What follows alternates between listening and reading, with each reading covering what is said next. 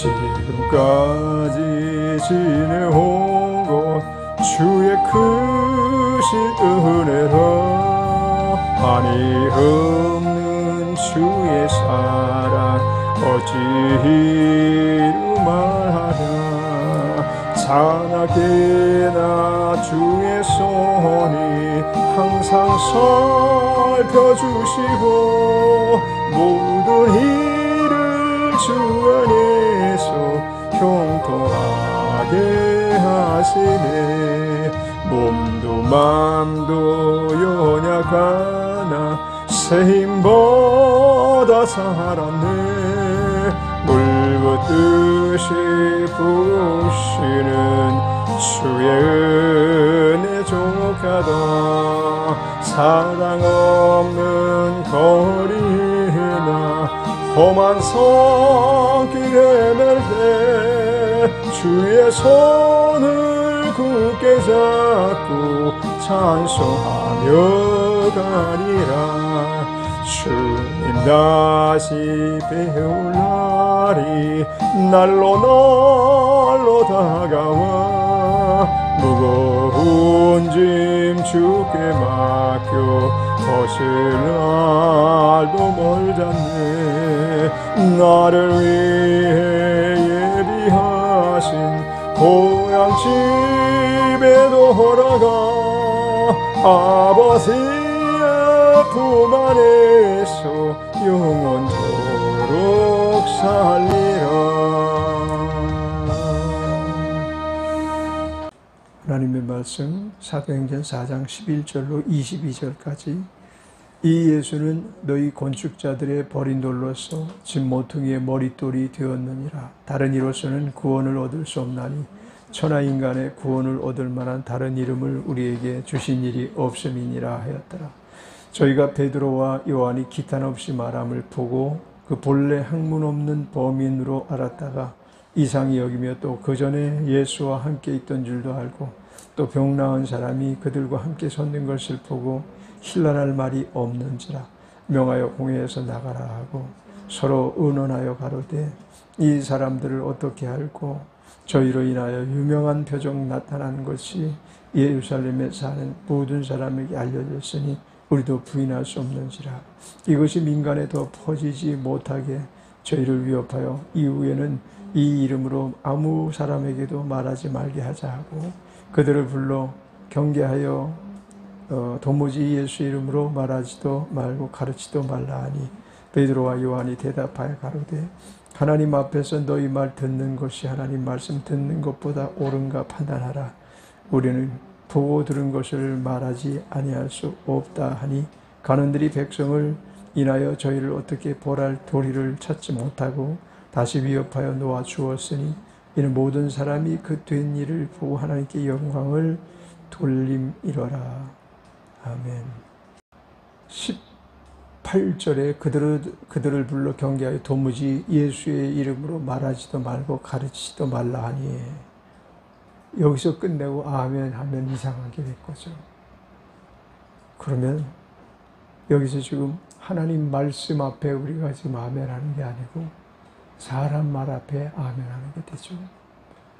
우리는 종종 이 성경이 지금 뭐 구절 가지고 얘기하는 게 아니고 신앙생활 하면서 하나님 앞에 아멘 하는 삶을 사는 사람도 있고 또 사람 앞에 늘 아멘, 아멘 하면서 살아가는 사람도 있어요. 뭐 아멘이란 말이 옳습니다. 그렇습니다. 정말 지당하신 말씀입니다. 이런 의미를 부여한다면 우리가 뭐 상사 앞에 옳습니다. 그렇습니다. 아, 참 지당하신 말씀입니다. 라고 말할 수는 있겠죠. 그러나 아멘이라는 의미로 그 말을 하는 건 아니죠. 아멘. 이 말은 오직 하나님 말씀 앞에서만 우리가 늘 맞습니다. 옳습니다. 그렇습니다. 그렇게 돼야 되겠습니다. 그렇게 따르도록 하겠습니다. 그런 의미로 우리는 늘 고백을 하는 사람들입니다.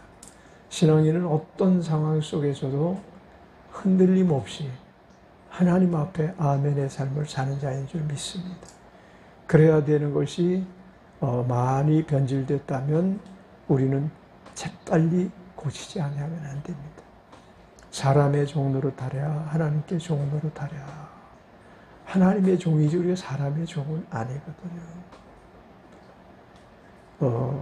그런 의미에서 보면 우리는 먼저 항상 우리의 기본이 항상 하나님 앞에서 코람데오 늘 주님 앞에서의 주님이 제시하시는 말씀 앞에서 명령하시는 말씀 앞에서 요청하시는 요청 앞에서 소망하시는 소망 앞에서 사는 것이 그리스도의 삶이라고 말할 수 있습니다. 지금 이 베드로가 지금 베드로와 예수 그리스도의 이제 초대교회를 형성해 나가고자 원했던 그 또 부름을 받았던 하나님이 쓰시기로 작정하셨던 제자들이 이제 첫 번째 큰 어려움에 봉착했을 때 그들은 단호하게 결단하고 있었다는 것입니다. 우리가 하나님 앞에서 말을 듣는 것이 옳으냐, 하나님 말씀을 듣는 것이 옳으냐, 너희가 하는 말을 듣는 것이 옳으냐, 너희가 판단하라. 우리는 결코 하나님 앞에서 너희 말을 따를 수가 없노라 라고 단호하게 손사래를 치는 그 모습 안에서 저들의 결단이, 저들의 단호함이 얼마나 대단한가라는 것을 볼 수가 있습니다. 11절에 이 예수는 너희 건축자들의 버린 돌로서 집 모퉁이의 머릿돌이 되었느니라. 이 말씀은 이제 성전의 머릿돌은 예수 그리스도다. 교회의 머릿돌은 예수 그리스도다. 누구도 머릿돌에 자기들의 이름을 새길 교회를 건축해놓고 자기들의 이름을 세워놓을 이유가 없어요. 건축한 교회들을 보면은 거기다가 헌금하는 사람들 이름을 쭉 적어놓고 봉사자 이름을 쭉 적어놓고 그런 것들을 우리가 용납할 수 없다라는 말은 아니에요. 그는 한 기록이라는 측면에서 이해할 수 있지만 그것으로 머릿돌을 대신할 수 없는 거예요. 예수님이 세우신 교회라는 것을 사람이 찬탈해가면 안 되는 거예요. 이 교회는 예수님이 세우신 교회입니다. 주는 그리스도시요 하나님의 아들, 살아계신 하나님의 아들, 이런 말을 써놓는 게 마땅하죠. 교회 앞에 머릿돌 해가지고 그냥 아무 의미도 없이 머릿돌 이렇게 써놓은 것보다 예수 그리스도께서 이 교회의 머릿돌이심을 나타내는 모습, 그것이 중요하다 생각합니다. 늘 머릿돌이라는 이 오늘 표현 안에서 생각나는 게 순천에서 우리가 교회를 건축했을 때 그 앞에다가 머릿돌 하고선 딱 써놓은, 이건 세상적인 표현 방법이에요. 그건 세상 사람들이 건축해 놓으면 누구든지 머릿돌 해가지고 이렇게 얘기를 하는데 거기다 좀 더 선명하게 주님이 우리의 머릿돌입니다. 주님이 교회의 주인이십니다. 라는 고백을 써놓는 게 더 좋죠. 머릿돌하고 써놓은 게 무슨 의미가 있어요, 거기다가. 여기서 말하는 것은 건축자의 버린 돌로서 집 모퉁이의 머릿돌이 되었느니라. 너희들은 그 성전이라는 위용을 자랑하려고 하지만 그것이 진정 허물어질 것이고 그것이 다 없어질 것이고 오직 영원하신 교회의 주인, 교회에 세우신 이는 예수 그리스도 되실 것이다. 그래서 너희가 이 성전을 헐라 내가 사흘 만에 다시 이렇게 세우리라 라고 하셨을 때 그 성전은 건물을 말하는 게 아니에요. 예수 그리스도께서 몸으로 세우신 것, 교회를 말하는 것입니다. 사망과 또한 생명의 간섭을 받지 않고 오직 영원한 생명의 주인 되시는 그와 같은 허물어질 수 없는, 두 번 다시 무너질 수 없는 교회가 곧 예수님이 세우신 교회인 줄 믿습니다. 그래서 우리는 그 예수님이 허물어뜨리지 않으실 만한 교회, 이런 교회를 소망에 품어야지 세웠다가 허물어지고 세웠다가 허물어지고 하는 교회를 소망해 품어서는 안 될 것입니다.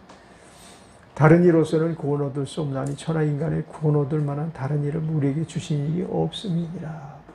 그렇습니다. 다른 이름으로 구원 얻을 만한 것들이 세상에는 너무 많잖아요. 이것도 구원받을 수 있는 요인이다. 저것도 구원받을 수 있는 요인이다. 심지어는 천주교에도 구원이 있다. 불교에도 구원이 있다. 이거 신앙인의 입에서 막 거침없이 나오기도 하는 그런 말이기도 해요. 어떻게 다른 이로서는 구원 얻을 수 없나니 천하인간의 구원 얻을 만한 다른 이름을 주신 지 없느니라고 그랬는데 예수만 구원이라고 고백을 해야지. 천주교에도 구원이 있고 침례교에도 구원이 있고 대한예수장로교회만 구원이 있고 이건 말도 안 되는 거죠. 불교에도 무슨 구원이 있어요. 다른 이름으로 세운 교회 위에는 구원이 없어요. 그것이 예수께서 세우신 교회 안에서만 구원이 선포될 자격이 있고 또 능력이 있는 것입니다. 우리가 그리스도 예수 안에서 세움을 입었다면 우리 구원받은 자예요. 그러나 다른 그 어떤 목적으로 우리가 세움을 입었다면 우리는 구원받은 자가 아닌 거예요. 오직 예수로 구원받고 그 예수 그리스도 안에서 우리의 존재감이 퇴색되지 아니하고 무너지지 않는 삶을 살게 되기를 바랍니다. 13절에 저희가 베드로와 요한이 기탄없이 말함을 보고 본래 학문 없는 범인으로 알았다가 이상히 여기며 또 그 전에 예수와 함께 있던 줄도 알고 베드로와 요한이 기탄없이 말을 하는 것을 보고 이상하다. 저 사람이 어떻게 저렇게 유능하고 유식한 언어를 사용하고 사람들에게 설득력이 있는 말을 할까? 심지어 우리들에게도 찔리는 말을 할까? 사실 그들이 가슴이 찔렸을 거예요. 그들이 그들의 말을 듣고 수락을 할 수가 없는 나변의 이유는 그들이 추구하는 것과 정반대로 이들이 다른 세계 유토피아를 증거하고 있기 때문에 그런 것이죠. 그러니까 자기들의 어떤 기득권적인 모든 것이 무너질 수밖에 없는 그런 사상을 자꾸 주입하려고 하니까 무너지지 않기 위해서 거짓 증거를 하는 거예요. 거짓말을 하는 거예요. 하나님이라고 자기들이 입으로 일컫는 하나님 하면은 그냥 옷깃을 여미면서 성경을 읽다가도 하나님 그러면 자세를 다시 하고 손을 씻고 와서 하나님이란 말씀을 넘기고 이러는 사람들이 사실은 그 하나님을 전혀 믿지 않는 사람, 하나님 그분을 그저 적절하게 이용하고 자기들의 체제와 자기들의 어떤 종교를 지탱해 나가려고 하는 참으로 어리석은 아주 바보스러운 그런 일들을 하면서도 여전히 그 일을 추구해 나갈 수밖에 없는 지휘체계가 그들 안에 있었어요. 근데 그 지휘체계의 맨 꼭대기에 누가 서 있는가 하면 마귀가 서 있다는 게 문제인 거죠. 거기 하나님이 계시다면 그 지휘체계가 그처럼 무질서하고 또 진리에 속하지 못한 가운데 유지될 수는 없는 거예요. 성경 밖으로 자꾸만 모든 것을 돌려서 사람들의 마음을 도적질하고 빼앗아가는 일을 해서는 안 되는 거예요. 심지어 그리스도 하나님의 아들 보내신 메시아마저도 거절하고 부정하는 그런 짓을 해서는 안 되는 거죠. 그런데 그들의 지휘체계의 꼭대기에 누가 있다고요? 원수 마귀가 그들을 완전히 장악해서 그들 안에서 조금 더 움직일 수 없도록 꼼짝 못하게 결박을 해놓고 있는 것들을 우리는 그 안에서 영적 세계의 모습을 볼 수 있는 것입니다. 그래서 기탄없이 말함을 보고 그 본래 학문 없는 범민으로 알았다 이상히 여기며 또 전에 그 예수와 함께 있던 줄도 알고 이 말은 자기들을 압도하는 내용과 진리를 가지고 말을 하니까 이건 저들의 입에서 나오는 학문에서 나오는 말이 아니라는 거죠. 그건 어디서 나왔습니까? 오직 진리 되시는 예수님, 그분이 가르쳐 주신 그 내용을 전파하기 때문에 그 진리가 선포되는 곳에 역사가 나타나고 표적이 나타나고 이적과 기적이 나타나는 것입니다. 그 오래된 집단 안에서 이런 일이 없었잖아요. 병 고쳐지는 일도 없었고 기도해서 응답받는 일도 없었고, 왜냐하면 하나님이 그들과 함께 하시지 아니하셨기 때문에 나타나는 아주 자연스러운 현상인 거예요. 우리 안에 지금 하나님이 함께 하시지 않는다면 너무 자연스럽게 진리 안에서 펼쳐지는 역사가 사라지고 말 것입니다. 그럼 우린 거짓된 삶을 사는 거고, 거짓된 삶을 사는 삶 속에는 하나님의 증거와 표적과 이적과 기적이 나타나면 안 되는 거죠. 마귀가 주장하는 삶 속에 그들은 그래서 현세적인 표적과 기적과 이적을 나타내기를 원해요. 현세적으로 물질 만능으로, 그리고 또 황금 만능 뿐만 아니라 명예 혹은 지위 혹은 세상 학문, 이런 것을 가지고 이건 기적이다, 이건 표적이다 그러지만 진정한 표적은 진리 안에서만 양산되는 줄 믿습니다. 진리는 누구라고요? 내가 곧 길리요 진리니 나로 말미암지 아버지께로 올 자가 없느니라. 아버지께 속한 일들은 다 진리 안에 있어야 되고 거짓 안에서는 그 일이 나타날 수가 없어요. 우리 기독교 안에는 중심 사상이 많잖아요. 진리 혹은 사랑 혹은 또 형제 간의 연합 이런 것들이 있잖아요. 많은 그런 주체적인 일들이 많이 있지만 대표적인 것들을 보면 만약에 그 안에 미움이 가득 도사리고 있다면 잡혀 있는 거죠. 자기도 모르게 자꾸만 미워하면 잡혀 있는 거예요. 자기도 모르게 자꾸만 거짓말을 해서 상대방을 설득시키려고 하면 그건 잡혀 있는 거예요. 그러나 우리가 진리 안에 있으면 우리는 그리스도 예수 안에서 자유함이 있고 참 평안이 있고 우리에게 유쾌한 날을 주기로 약속하신 그 나라, 평강의 나라에 들어갈 수 있는 자격이 우리에게 주어지는 줄 믿습니다. 그래서 우리의 삶 속에 이와 같이 어떤 자기의 위치나 자기의 지위나 이런 것들을 누리기 위해서 하나님을 벗어난 거짓된 사상을 주입하는 원수 마귀에 우리는 항상 적극적으로 반응하고 아주 섬세하게 반응해야 돼요. 또 병 나은 사람이 그들과 함께 섰는 것을 보고 힐라랄 말이 없는지라고. 두말할 필요가 없는 거죠. 증거가 딱 나타나니까. 증거 없이 빡빡 우기는 사람들이 있어요. 증거 없이 계속해서 자기들의 어떤 그 사상을 증거하고 싶어하고 거짓으로 학설을 또 진화론이라든지 어떤 정치 세력화 되어 있는 블록 안에서 거짓이 분명하고 증거도 전혀 없는데도 불구하고 딱 주장하는 이런 일들을 우리 너무 쉽게 보잖아요. 틀림없이 법적으로 하자가 있는데도 아무 문제 없다고 그냥 무조건 들이대고 자기가 가지고 있는 바를 빼앗기지 않기 위해서 사실은 이게 불행을 시초하는 거예요. 불행을 자초하는 거고, 우리가 참으로 하나님께서 큰 것을 마음에 품지 아니하고 정말 주님이 주시는 적은 것이 가장 큰 것이다라는 마음을 갖고 살게 해주시기를 원합니다.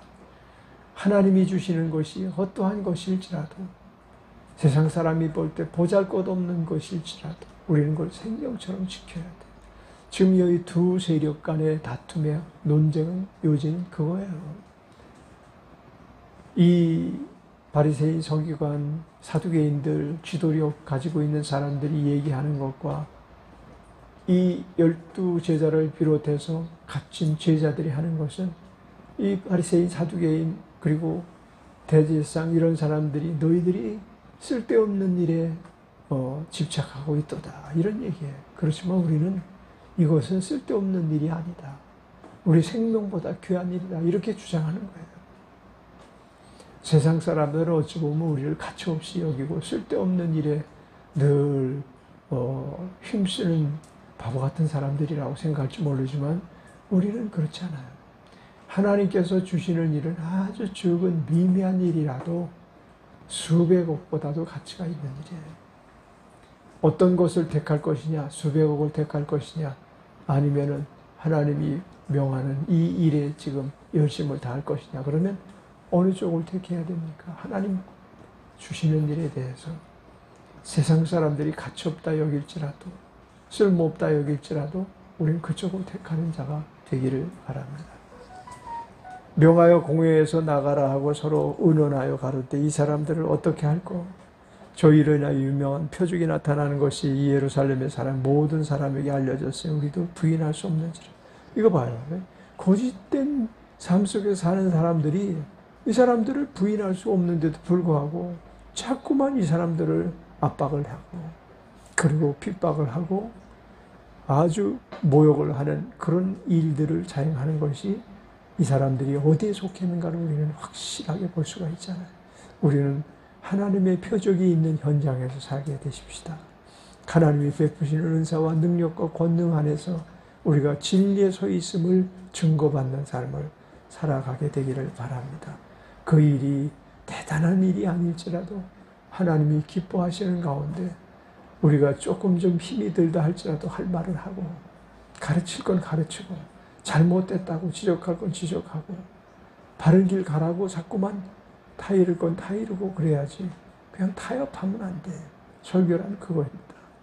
설교란 성도들이 바른 길 가게 하는 것이고 진리편에 속해서 주 하나님을 소중히 여기고 그분의 일들을 가장 우선적으로 할 수 있게 교육하는 것이 그리고 그분 명예 정말 여기 제자들처럼 생명을 놓기까지 하는 정도로 우리 자신이 우리를 만들어 가기 위해서 노력하고 몸부림치는 것이 신앙생활하는 사람의 바른 자세라고 말할 수 있을 것입니다.